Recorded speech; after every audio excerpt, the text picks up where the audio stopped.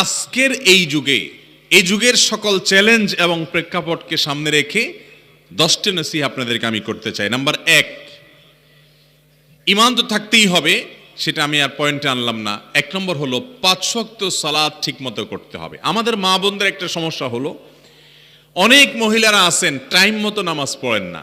যেহেতু পুরুষরা জামাতে নামাজ পড়ে, তাদের জামাতে সালাত আদায় করার জন্য একটা গুরুত্ব থাকে, মা বোনেরা বাসা বাড়িতে পড়ছি করে অনেক সময় দেরি করে ফেলেন।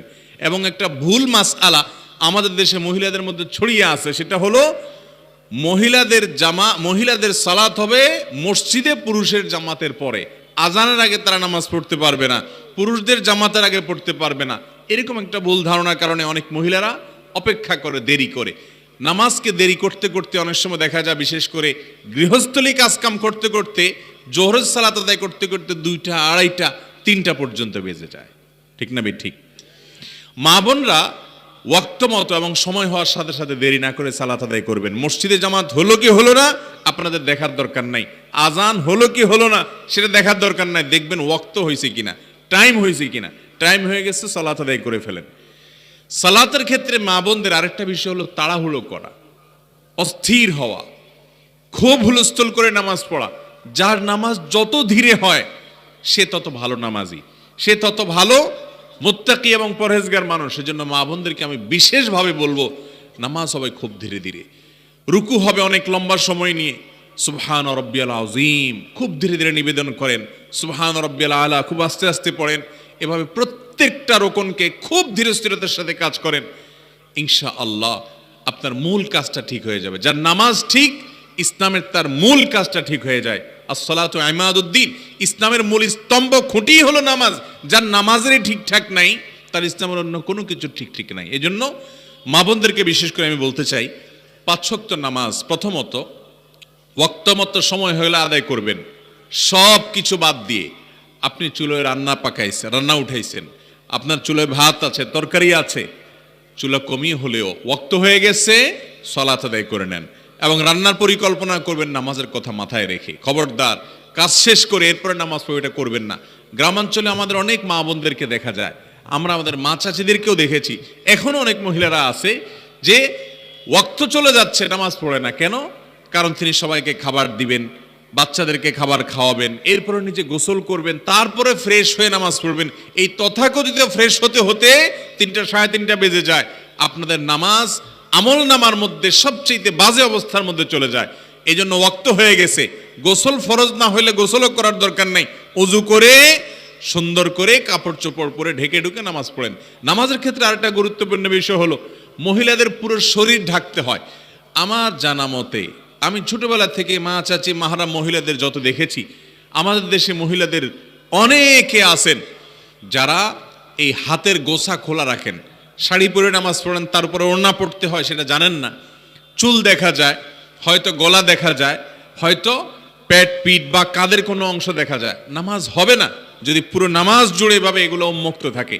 কারণ এই মুখমণ্ডল, 2 হাতের কবজি এবং পায়ের পাতার নিচের অংশ ছাড়া যদি পুরো শরীর আপনি না ঢাকেন, সামান্য একটু সময়ের জন্য খুলে গেছে ভিন্ন কথা। এই জন্য নামাজের ক্ষেত্রে 3টা গুরুত্বপূর্ণ দিক বললাম। 1 হলো সময় হলে কাজ শেষ করে নামাজ পড়বো এটা না, গোসল করে নামাজ পড়বো এটা না, গোসল ফরজ না হলে ওযু করে ওয়াক্ত হয়ে গেছে সব পরে আগে নামাজটা পড়বেন।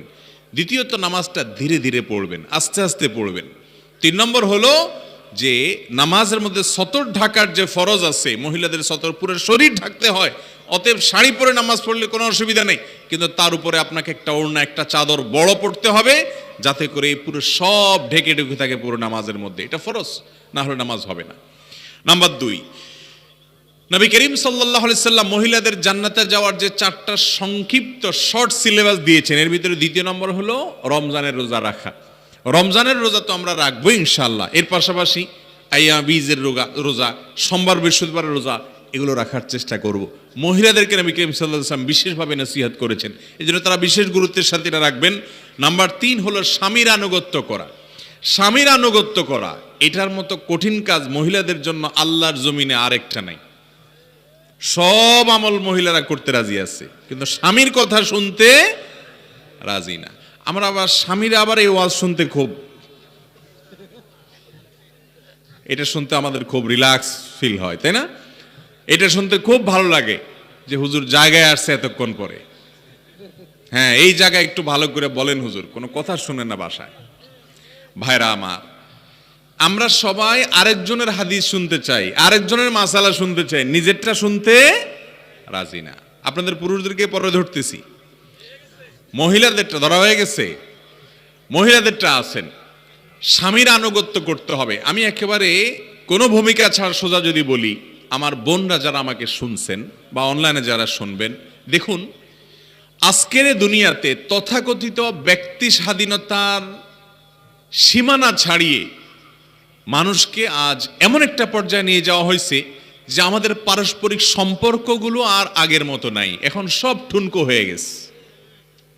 আগের মুরব্বীদের স্বামী স্ত্রীর মধ্যে যে বোঝাপড়া হতো, যে ভালোবাসা হতো, সে আন্ডারস্ট্যান্ডিংটা এখন আর নাই। এখন সবাই এত অধিকার সচেতন। অধিকার সচেতন থাকা ভালো, আপনার অধিকার নষ্ট হোক, আপনি জুলুমের শিকার হন, ইসলাম সেটা চায় না। ইসলাম সবার স্বাধীনতার কথা বলে, কিন্তু তার একটা সীমানা আছে, তার একটা লিমিটেশন আছে, তার একটা সংজ্ঞা আছে। আজ আমরা লাগামহীন হয়ে যাচ্ছি। লাগামহীন হওয়ার কারণে হয়েছে কি, কেউ কাউকে মানতে রাজি না। একটা পরিবারের একজন কর্তা থাকবে, স্বামী কর্তা, তার এই কর্তৃত্ব, তার এই নেতৃত্ব, পরামর্শের ক্ষেত্রে, সিদ্ধান্তের ক্ষেত্রে এটাকে মেনে নেওয়া একজন নেককার এবং জান্নাতি নারীর পূর্ব শর্ত। মানতে কষ্ট হবে, তিতা করলার মতো লাগবে, তারপরও মানার চেষ্টা করতে হবে, শুধুমাত্র নিজের আখিরাতের দিকে তাকিয়ে, আল্লাহর দিক তাকিয়ে। আবার এর মানে এই না যে স্বামীরা যা খুশি তা করবেন, তারা অন্যায় করে নির্দেশ করলে সেটা মানতে বাধ্য নন। তারা অনাচার করলে অবশ্যই সেটার প্রতিকারের চেষ্টা মহিলাকে করতে হবে, করার অধিকার আছে, কিন্তু শৃঙ্খলার স্বার্থে পরিবারে স্বামীকে তিনি মেনে চলবেন এবং তার আনুগত্য করার চেষ্টা করবেন যতক্ষণ তিনি যৌক্তিক নির্দেশ করেন। নাম্বার 4, লজ্জাস্থানের হেফাজত করা, চরিত্রের হেফাজত করা। আজকাল ঘরে ঘরে পরকিয়া, ঘরে ঘরে অশান্তি, স্বামী অন্য মহিলার সাথে খারাপ সম্পর্ক, স্ত্রী অন্য পুরুষের সাথে হারাম সম্পর্ক, আছে না না এগুলা ফেসবুকে, ফেসবুকের বাইরে বিভিন্ন জায়গায়। এই জন্য একজন নারী তিনি তার ইজ্জতকে, সম্ভ্রমকে হেফাজতের জন্য সর্বাত্মক চেষ্টা করবেন, কোনোভাবে এই জায়গায় আঁচড় লাগতে দিবেন। যদি এর জন্য ফেসবুক দায়ী হয় সেখান থেকে সরে আসবেন, ইউটিউব দায়ী হলে সেখান থেকে সরে আসবেন, এই চেষ্টা করতে হবে। নাম্বার 5, সন্তান লালন পালন করা। ভাইরা আমার, এটা আমাদের পুরুষদের জন্য প্রযোজ্য, সবগুলো পয়েন্টই পুরুষদের জন্য প্রযোজ্য। বিশেষ করে এটা সন্তান লালন পালন করার ক্ষেত্রে যদি আপনি আপনার সন্তানকে আল্লাহমুখী করে যান, আখিরাতমুখী করে যান, আল্লাহর সাথে পরিচয় করে দিয়ে যান, কোরআন হাদিসের সাথে পরিচয় করে দিয়ে যান, নামাজি বানায় যান, দিনদার এবং ভালো মানুষ বানায় যান, আপনি দুনিয়া থেকে একটা সওয়াবের গাছ লাগায় গেলেন। কারণ আপনি নিজে কতটা আমল করে যেতে পারবেন। 10 জন মানুষকে ওয়াজ করে, নসিহত করে মানুষ করে গেলেন, ওইটার চাইতে অনেক গুণ বেশি গুরুত্বপূর্ণ আপনার নিজের ছেলে মেয়েকে যদি নামাজি বানান, দিনদার বানান, মুত্তাকি বানান, ইমানদার পরেজগার বানান, আল্লাহর সাথে পরিচয় করায় দেন। কারণ এই বাচ্চা যত নেক আমল করবে, যত দোয়া করবে, আপনি কবরে যাওয়ার পরও আপনার আমল নামায় তার সব উপকারিতার যে লেখা হতে থাকবে ইনশাআল্লাহ। এই জন্য মা বোনরা, বিশেষ করে সন্তান আপনাদের কাছে বেশি থাকে, তাদেরকে আল্লাহর সাথে পরিচয় করান। আজকাল আমাদের মা বোনরা দুনিয়াবি শিক্ষা শিক্ষিত করার জন্য পাগল পরা হয়ে যান, করান সেগুলা, কিন্তু তাদেরকে দিন শিখান, আল্লাহর সাথে পরিচিত করান, নামাজে অভ্যস্ত করান, কোরআনটা সহি করে পড়া শিখান এবং আল্লাহ এবং আল্লাহ রাসূলের আনুগত্য শিখান, দিনের প্র্যাকটিস বাসার মধ্যে করেন। তাহলে আপনি একজন দিনদার, নেককার, মুত্তাকি মহিলা হতে পারবেন। নাম্বার 6, নেয়ামতের শুকর আদায় করেন। নবী করিম সাল্লাল্লাহু আলাইহি সাল্লাম বলেছেন, মা বোনদের জাহান্নামে যাওয়ার সবচেয়ে বেশি কারণ হলো নাশুকুরি। এই নাশুকুরি অনেক পুরুষও বেশি করে, কোনো কোনো ক্ষেত্রে মহিলার চাইতে কোনো পুরুষ বেশি করে। কিন্তু মহিলাদের মধ্যে এই রোগ সম্পর্কে নবী করিম সাল্লাল্লাহু আলাইহি ওয়াসাল্লাম সতর্ক করেছেন। স্বামী অনেক কিছু করেছে, একটু চুল থেকে নুন বেশকম হয়েছে, সব অস্বীকার করে বসছে, এ রোগ আছে না নাই? অতএব আল্লাহ শুকর আদায় করতে হবে, বিশেষ করে দাম্পত্য জীবনে। এটা আমাদের পুরুষদের জন্য জরুরি, টনিকের মতো। দাম্পত্য জীবনের শান্তির জন্য নেয়ামতের শুকর আদায় করার কোনো বিকল্প নাই। যে অবস্থায় আছে আলহামদুলিল্লাহ, আমার চাইতে বহু খারাপ অবস্থায় মানুষ আছে না নাই? অতএব সর্বাবস্থায় আল্লাহ শুকর আদায় করার জন্য একটা বড় মন লাগে, বিশাল হৃদয় লাগে যে আলহামদুলিল্লাহ আমাদের কিছু নাই, এটাতে আমরা আল্লাহ শুকর আদায় করি। মুসলমানের তো দুনিয়ার সব না, সব আখেরাতে কোনো রকম দিন পার করা। অতএব শুকর আদায় করতে হবে নেয়ামতের। 7 নম্বর হলো কোনো প্রকার অভিশাপ, গাল মন্দ এগুলো করা যাবে না। অনেক মা বোন আছেন, বাচ্চা কাচ্চাকে, পুরুষদের মধ্যে এইসব রোগ আছে, বাচ্চা কাচ্চাকে চুল থেকে নুন ব্যাস কম হলেও গালিগালাজ শুরু করে দিল, বদদোয়া শুরু করে দিল, তুই ধ্বংস হ, তোর উপর আল্লাহর এটা পড়ুক সেটা পড়ুক, বদদোয়া দেয়া শুরু করে দেয়, স্বামীকে দেয়া শুরু করে দেয়, অন্যকে দেয়া শুরু করে দেয়। নবীজি সাল্লাল্লাহু আলাইহি সাল্লাম মহিলাদের জাহান্নামে যাওয়ার প্রধান 2 কারণের যে উল্লেখ করেছেন তার একটা হলো এটা, অতিরিক্ত গজব দেওয়া, বদদোয়া দেওয়া, গালমন্দ করা, এটা করা যাবে না, ধৈর্য ধারণ করতে হবে। 8 নম্বর হলো আত্মীয়তার বন্ধন রক্ষা করা। জটিল একটা কাজ, মা বোনদের জন্য আত্মীয়তার বন্ধন রক্ষা করা এত সহজ কাজ না, বিশেষ করে আজকের এই যুগে এটা অত্যন্ত টাফ হয়ে গেছে। কারণ স্বামী চায় তার ফ্যামিলি নিয়ে আপনি বিজি থাকেন, আপনার মা আছে, আপনার বোন আছে, আপনার ভাই আছে, তাদের সাথে রক্ত সম্পর্কে মানুষগুলোর সম্পর্ক রাখতে হবে, ন্যূনতম যতটুকু অন্তত ফোনে হাই হ্যালো হলো করতে হবে। এটা যদি না করেন তাহলে কিন্তু আল্লাহর কাছে আপনি ধরা খাবেন। অনেক মহিলা আছে বিয়ের পর তারা আর বাবার বাড়ি, ভাই বোন এই সম্পর্কটাকে তারা একেবারে ভুলে যায়। আবার অনেকে আছে সেদিকে এত প্রেশার দেয় নিজে স্বামীর সংসারের প্রতি অবহেলা করে, ঝগড়াঝাটি করে। এজন্য ব্যালেন্স করতে হবে, বিশেষ করে আত্মীয় স্বজন সদস্যের সম্পর্ক বজায় রাখার চেষ্টা করতে হবে, আর স্বামীকে তার আত্মীয় সদস্যের সম্পর্ক রাখার চেষ্টা সহযোগিতা করতে হবে। অনেক মহিলা আছে দেখবেন যে সব ঠিক আছে, নামাজ কালাম পড়ে এবং সব কথা মানতে রাজি আছি, কিন্তু স্বামী তার ছোট ভাইরে টাকা দেখ এটা রাজি না, ঠিক না বে ঠিক?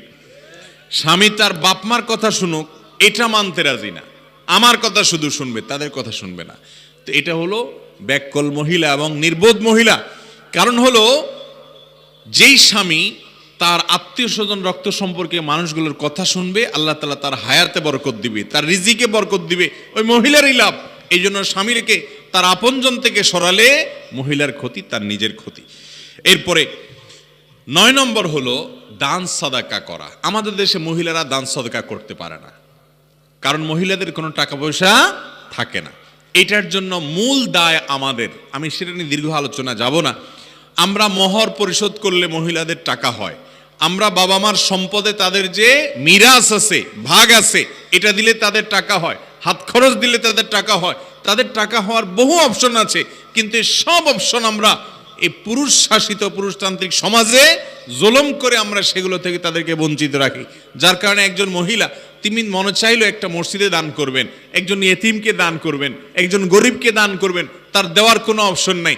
এটার জন্য অবশ্য আমাদের মহিলাদেরও দোষ আছে, তারা যেখানে সেখানে ছাড় দিয়ে বসে। আমি এই জন্য বলি বিয়ের সময় মোহরের টাকা পুরোটা বুঝে নেবেন, আপনার টাকা আপনার কাছে থাকবে, সেখান থেকে স্বামীকে হাওলাত দিলে আবার ফেরত নেবেন, মন মতো দান করবেন না। আপনার দানের সব দরকার আছে, পুরুষদেরও সহযোগিতা করতে হবে। নবী করিম সাল্লাল্লাহু আলাইহি সাল্লামের সময় মহিলারা তাদের গহনা দান করতেন, তাদের সাথে থাকা সম্পদ দান করতেন। এই দানের মাধ্যমে মানুষ আল্লাহর সন্তুষ্টি অর্জনের পথে আগাতে পারে। তো মহিলারা দানের অপশনগুলো খোলা রাখবেন। অনেক হালাল উপার্জন ঘর বাড়িতে বসে করা যায়, স্বামী এবং অভিভাবকদেরকে কনভিন্স করে তাদের মাধ্যমে এটা করবেন।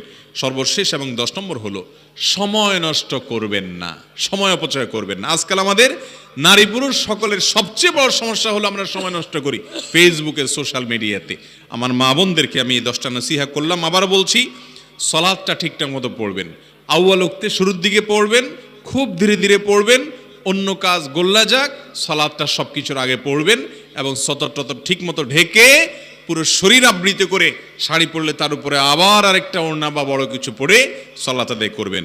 নাম্বার 2, রমজানের রোজা তো রাখবেনই, নফল রোজা সোম বৃহস্পতি চান্দ্র মাসের 13, 14, 15 এগুলো রাখার চেষ্টা করবেন। নাম্বার 3, স্বামীর কথা মানতে কষ্ট হলেও, অপছন্দ হলেও, লোকটা খারাপ হলেও যদি অন্যায় কথা না বলে, অযৌক্তি কিছু না বলে, তাহলে তাকে আপনি মুরব্বী হিসাবে, সিনিয়র হিসাবে, তাকে অভিভাবক হিসাবে, সিদ্ধান্তদাতা হিসাবে আল্লাহর সিদ্ধান্তকে মেনে তাকে মান্য করে চলবেন।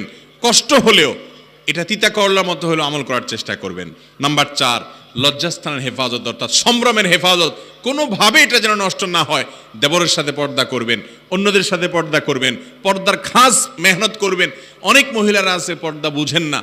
এই পয়েন্টটার অধীনে পর্দা নিয়ে অনেক কথা বলা দরকার ছিল, কিন্তু আমার হাতে সময় নেই।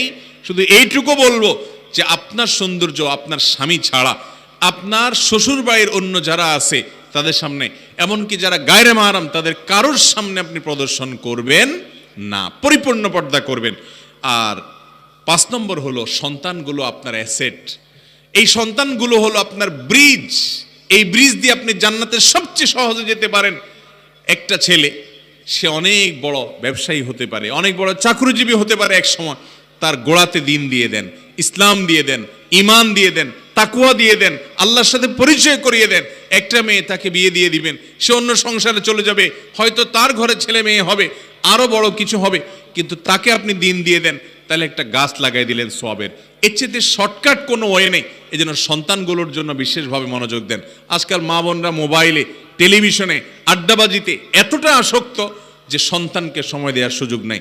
তাদেরকে দিনমুখী করতে হবে। দুনিয়া শিখুক আর না শিখুক, দিন তাকে শিখতেই হবে।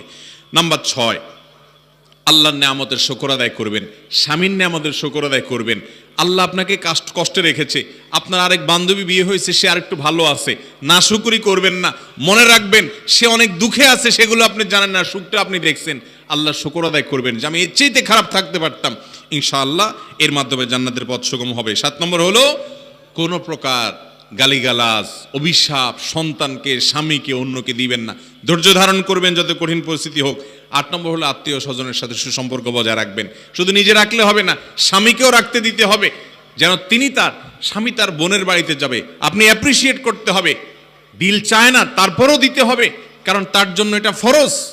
স্বামী তার ভাইকে আদর করে, যত্ন করে, পয়সা দেয়, সহযোগিতা করে, আপনি তাকে সহযোগিতা করতে হবে, কারণ আত্মীয়তার সম্পর্ক রক্ষা করা ফরজ। তাকে তার কাজ করতে দিতে হবে। সে তার মায়ের কথা শুনবে, সে তার বাপের কথা শুনবে, তাদের সাথে সুসম্পর্ক বজায় রাখবে। অনেক মহিলা আছে দিনদার, নামাজি, সব ঠিক আছে, কিন্তু এগুলো সহ্য করতে পারে না। এই জায়গাটা কঠিন একটা জায়গা মহিলাদের জন্য। এই জন্য নিজে আপনার আত্মীয় স্বজনের সুসম্পর্ক বজায় রাখবেন, স্বামীকে তার রক্ত সম্পর্কীয় মানুষদের সাথে সুসম্পর্ক বজায় রাখতে সাহায্য করবেন, লাভ আপনারই হবে। এবং 9 নম্বর হলো দান সাদাকা করবেন। সেই জন্য নিজের হাতে উপার্জন, নিজের হাতে কিছু টাকা পয়সা রাখবেন, স্বামীর কাছ থেকে চেয়ে নেবেন, এবং যেভাবে হোক দানের একটা অপশন বের করবেন। 10 নম্বর হলো সময় নষ্ট করবেন না। আল্লাহ তাআলা আমাদের সবাইকে এই 10টি নসিহা অনুযায়ী আমল করে আমাদের জীবনকে আলোকিত এবং সুন্দর করার তৌফিক দান করুন, বলুন আমিন।